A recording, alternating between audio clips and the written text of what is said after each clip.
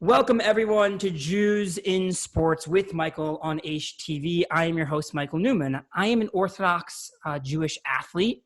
I beat another elite athlete on LeBron James's show for $25,000, and I continue to compete in sports. This series discovers the unique perspectives from athletes like myself, and we discuss the biggest questions with our Jewish sport heroes. Visit jifoundation.org/podcast for the past episodes and see the foundation's great work with kids. Introducing Avraham Lozaski. Before I introduce you, quick shot at the big topic that we have to discuss today, 60 seconds or a short answer, and that is the topic: what does a relationship with Hashem mean? What is it? Go for it. It's really feeling connection that I feel it built up over my whole life. So I would say that 20 years ago, I felt it differently from the way I feel it today. Obviously, because I became more observant, and the more you do mitzvahs, the more you feel this connection really building up. But I always had this feeling that, Hashem was looking over me, and whatever I was doing in my life would have consequences. So this whole relationship, has actions cause reactions and so on. So I would define this connection is my relationship with Hashem. Beautiful, beautifully put. Now we're going to come back to that topic, but to introduce you a little bit, and I'll let you tell your story because it's a fascinating, beautiful story, as you just said, as connection, relationship, and a journey. You were a surfer. You almost made it to the pros, or very close, through the surfing circuit your whole life in Brazil, and you can take it from there, your story through, I guess, first surfing, and then your beautiful journey to share with everyone. Yeah, I'll try to be brief. It's obviously a very long story. So it began when I began surfing in Rio de Janeiro in Brazil, where I grew up. So I grew up right by the beach. And since 9 years old, I was already surfing with my cousins. And when I was 10, 11, I was already going to the beach with my surfboard under my arm by myself. My parents would let me do it. I was a good swimmer, since I was a little kid, and they felt that, he knows the way home and the way to the beach, and he's going to do it. He's a good swimmer, so they don't know the size of the waves I was surfing once in a while. But different parenting style as today. That's for sure. It was another world, and back in the day, also the violence in Brazil wasn't as bad as it is today. So I'm sure also today, this generation, the parents won't let them go to the beach when they're 12 years old by themselves. But I began surfing very young, and I began to compete when I was about 10, 11. And I became a very good surfer. When I was 13, I was already, sponsored by the main surf brands, locally in Brazil. So they would pay my all my trips to around the country to surf the contests, with all the lodging and the air tickets and my surfboards, my clothes, and they'll give me money for. So for a 13-year-old boy, I was like, wow, I'm in heaven, loving this. Kind of go straight to your head quickly. One before you continue with the story, what would be the one characteristic or thing to be a good surfer? Because not a lot of people know about the intricacies of surfing for the sport. So what would be like the one thing you need to be really good, or what's the main thing in surfing? First of all, the physical aspect helps a lot. So if you're a good swimmer, you're strong and you're flexible. So I always try to work out on the side to be a good surfer. So nothing like too much of weightlifting that you're gonna be too you have to be flexible. So you need this agility. And obviously, there's a thing a little bit with your height, and it helps a little bit. The surfer cannot be too tall. Actually, the shorter he is, probably the better will be for him to, do the maneuvers. We have some exceptions actually. In the World Surf League today, we have this surfer called Owen Wilson. Owen Wilson. Owen Wilson is the actor, right? He is an actor. But anyway, Anyway. So surfing has this ability to be, balanced and be low to the board and be, very athletic in that sense. Exactly. You have to be very compact on, Right. Your movements have to be in the very same rhythm with the surfboard. So Beautiful. if you're too tall or too heavy, this will not help. Got it. So then, you travel the world, 13, go around, 18, almost make it pro. I'm loving the sport, and then your world kind of changes as far as we talk about Judaism and that story. Yeah. So when I was 18, I was in this conversation with my dad. He's trying to convince me not to go pro and not live my life only as a surfer, but to go to college and do the business administration, which is what I ended up doing. Business administration. I went to business finance, but I was always continue surfing. That was always my sport. And I actually found a way of sponsoring my trips with my own money because I went to the financial markets. And then after that, with my own, salary and bonuses, all my vacations would be to either Hawaii, Indonesia, Mexico, Costa Rica, all the surfing spots, incredible places in the world. I traveled so much. And so I lived my life basically, this way until my 40 years old. I'm 47 now. So when I turned 40, that's when I met my wife. And that was in a situation where I was pretty much Peter Pan, like a 40-year-old, but still living as a kid, Okay. Interesting. So, surfing and skateboarding and, I was single and partying and I was going nowhere. We don't grow up, right? In our day and age, we've created a society where it keeps us as a kid, Exactly. So you're doing well, you're making money, and life is as probably Peter Pan, right? Is pretty good. And then you have this, then you meet your wife and such. Yeah, but interesting. So I was also playing my guitar. I had my band and all these things. That was my world, my profile. And I don't want to call it a playboy, but You were the dude. You were rocking. Okay. But I went through very tough times on those years from 38 to 39 and 40 years old until I met my wife.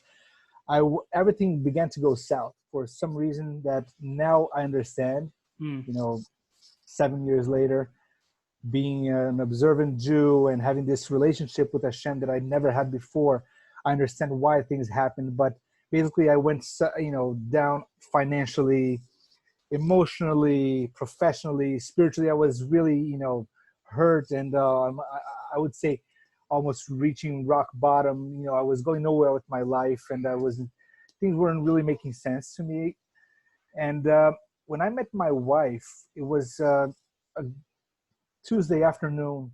I sat by her side on a bus trip from Rio to São Paulo, which is like a 5-hour, 6-hour bus ride on a very comfortable, business class bus, Wi-Fi. So just, we're going to take these 5 hours to read. But then I sat by her side and we began to talk. It's interesting enough, the reason why I began the conversation with her, because she was on her iPad watching, a few things that I think she was reviewing. She was a reporter herself. And I saw a picture of her interviewing Kelly Slater, the 11-time world champion of surfing. That's how I began the conversation. I said, Amazing. So Kelly Slater, and are you a surfer, and so on. That's how we began to talk. So it was interesting. After those 5 hours, we began to talk so much about Judaism. That's why I found out she was Jewish, and I was telling her how frustrated I was with my life. I didn't believe in family. I don't believe in relationships. I don't believe in fidelity. And she's like, "Wow, this guy is really lost,"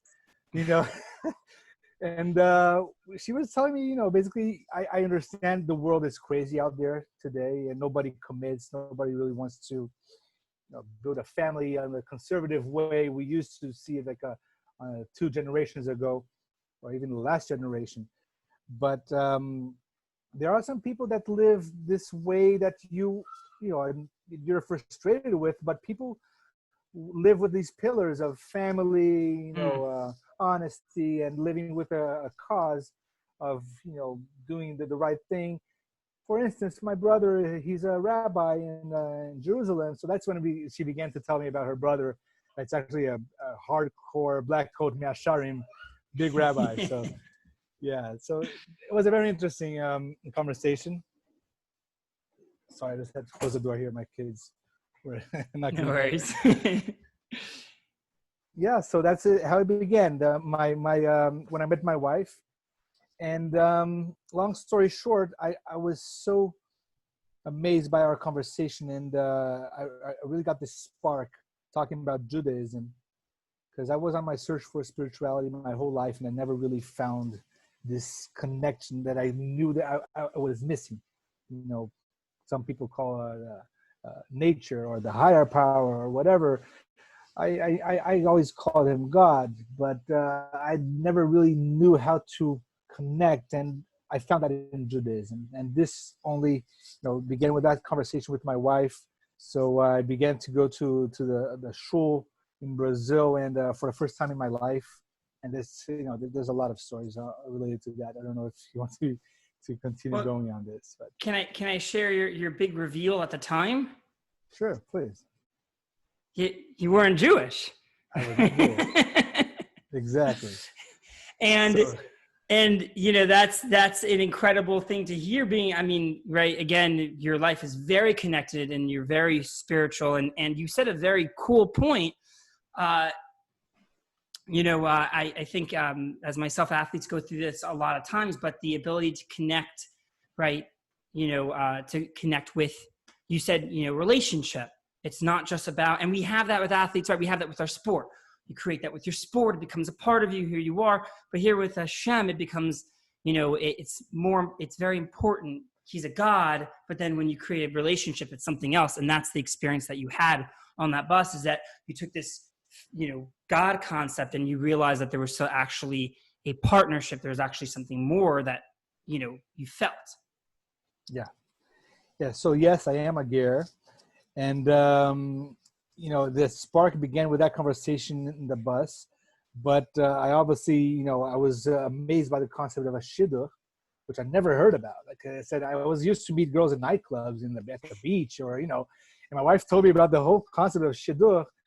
So you meet, it's almost like a business interview. You don't even touch each other, and you see if you have the same values or the same goals, and you go from there. You don't even touch your wife until you go under the hoop. I was like, wow, that was mind-boggling for me. I got so interested on that. I said, can we do a shidduch? I'd like to talk more with you. And she said, look, you're not Jewish, first of all. But she was not religious as well. So, we were having a very good conversation. So long story short, we went out for dinner on the night after that bus ride, with a couple of Jewish friends of hers. And the following night again. And on the third night we went out for dinner, we began to date. We got engaged in a month, and we got married in 3 months legally. Right. And that's where my whole process of, beginning going to the shul began, because then I called a few Jewish friends that I had. Right. They were very influential in the local community, big, donors in the Chabad in Brazil. And he introduced me to the rabbis, and the rest, I began to study every day, a few hours in the afternoon. And after 10 months, I closed my business in Brazil. I decided to do Aliyah. I went to Eretz Israel to do my whole process, which I understood the most respected Beis Din, totally unquestionable in the world, was the Beis Din of Rav Nissim Karelitz in Bnei Brak. So I wanted to go to that Beis Din. It took me a year and a half from the beginning to the end of the process. It was very hard, waking up 6 a.m, yeshiva until 10 p.m., basically studying and davening all day long, and becoming, observant and really being accepted after my third time in the Beis Din after a year and a half. Yeah. So to give us perspective of your relationship with Hashem, you see a guy, you see yourself, you travel back in time and you try to explain to your old self, the playboy party guy, about Judaism. And what do you say to that person? I try to think if I would change anything, the way I lived my life. We can only, the way we understand Hashem, our relationship with Hashem, we know that it was all for the good. There was a reason for all of that to happen. So having said that, I wouldn't change anything, but it would make my life much easier today if I hadn't gone through so many things that I did, the habits I had, the lifestyle I had, and trying to adapt that to a totally different life nowadays. It was a hard process, and it still is. So right. I think this is part of my tikkun. That's Hashem put me on this way to make it difficult in a way that I have to go through this challenge. And right, we all have challenges. It's very tough when you don't have the direction. We as when I grew up, right, even through athletics, right, it's so beneficial, a relationship with Hashem, right? I mean, I say it big time when I started working on Amunah, my game changed, my ability to grow and be, able to do that. So to find your journey without that knowledge, obviously you talk about that Hashem was very much guiding you, and you see that now. And that, I guess you did have somewhat a relationship spiritually. What's the difference between the other religions, the other spiritual journeys that you found, and then when you find Hashem, what clicked as far as the difference between those journeys? Well, about other religions, really, is that I never really found anything that would put all the pieces of the puzzle together and really make sense. Okay. And I never really felt the spark I felt when I got into a synagogue. The first time I got into a shul, it was like I was home. I was feeling like I never felt in such a place. And I didn't feel comfortable that way when I was in a church, and that cross with the guy on the stick there, bleeding, and the same thing with Buddhism, these images and the elephant. These things didn't make sense for me. But when I got into a shul, I felt that. And during my studies, I actually read a whole chapter on this book that says, it's called Welcome to Judaism. And it says that the real ger, the real convert, it's not a person that is simply converting, but it's a neshama from his own family that is returning, a neshama from his third, fourth generation above. So that's probably why I felt this, this comfort when I was in the shul for the first time. And I later found out that my great-grandmother from my father's side, her real name was actually Malka Widowicz. She was from Krakow, Poland. She was Jewish. So everything makes sense. Everything makes sense. Yeah.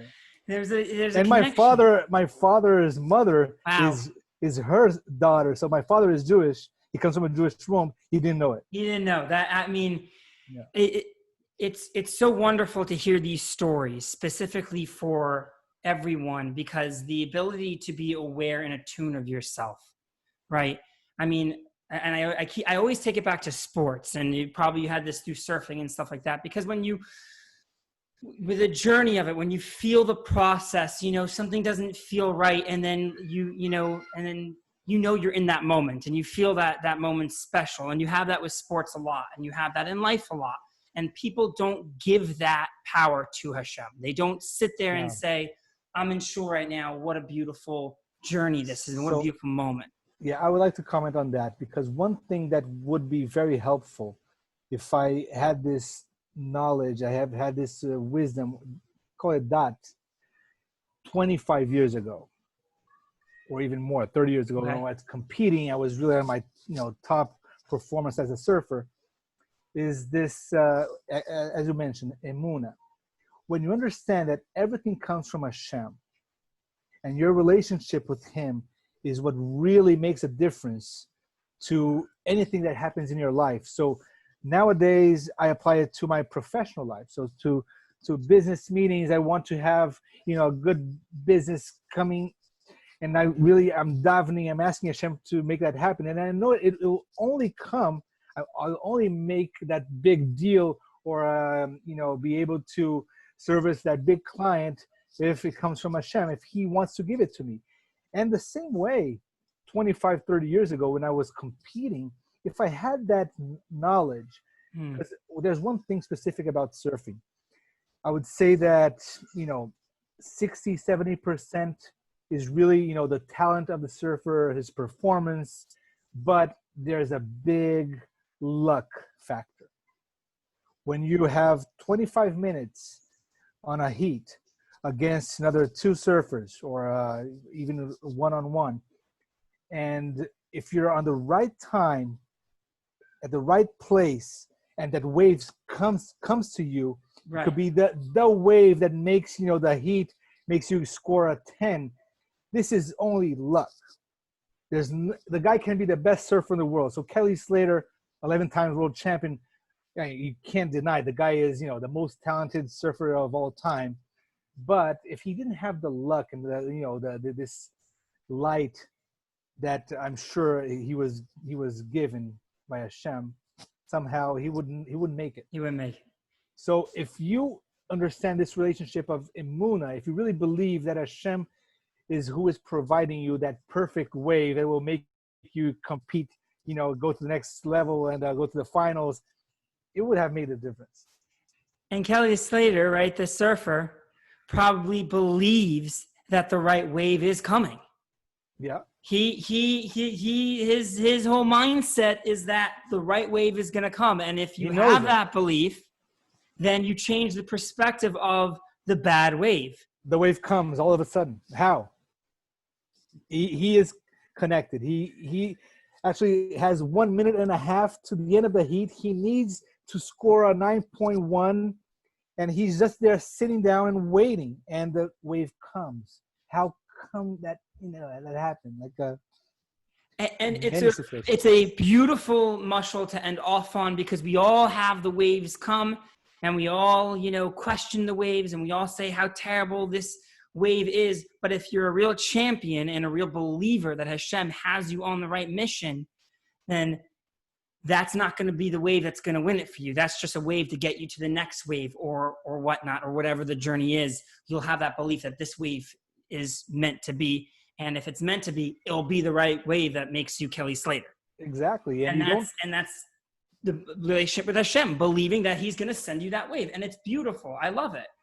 It's very, very much. So it all comes from him. It depends on him for you to have success. But don't be frustrated if it doesn't happen, because maybe, that's supposed to happen. You need to have some failures to, become successful maybe in the next time. I say it all the time. I had 5 fourth-place finishes in Spartan racing one year. And then when I was on the wall versus VJ on my show and I wanted to quit, I realized that all those 4th-place finishes were meant there for a reason, because it gave me the ability to say, you have to grind. It's not about you. And then I was able to beat him. So you grow, right? You grow, but you have to see it as growth. You can't let it deter you from where Hashem wants to take you, even though eventually he'll take you there. Totally. Okay. Thank you so much for coming on. We're going to end here. This series with Aish is in collaboration and to inspire the athletes at jifoundation.org, the Climb for Life program, which you are a part of and have helped our kids with physical challenges through the training. And eventually we'll get you, everything up pushed with COVID, but you'll be there for the race in October to help these amazing kids. So please, everyone, go to jifoundation.org. Follow me on Instagram at The Athlete. Email us or go on the site to inspire these kids. Or if you want to get in contact with Avraham, let me know. Thank you so much and have a great day, everyone. This was amazing. My pleasure. Thank you very much.